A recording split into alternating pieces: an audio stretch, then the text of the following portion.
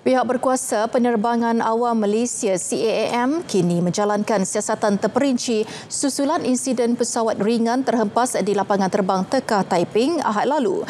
Ketua Polis Perak Datuk Nur Hisham Nordin memaklumkan pesawat berkenaan berada di bawah kendalian sebuah persatuan berdaftar iaitu Malaysia Sports Aviation Federation atau MSAF.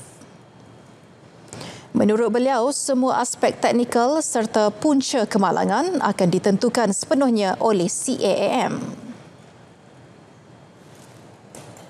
Siasatan berkaitan aviation ni di bawah Caam. So we have to wait for Caam punya conclusion. Kita pihak polis melaporkan kemalangan pesawat udara sahaja. So technicality and every detail of it Caam akan buat. So untuk mengesahkan sama ada kerosakan enjin ke, human error ke. Dalam insiden berkenaan, seorang jurulatih penerbangan dan seorang pelatih mengalami kecederaan patah kaki dan menerima rawatan di Hospital Taiping.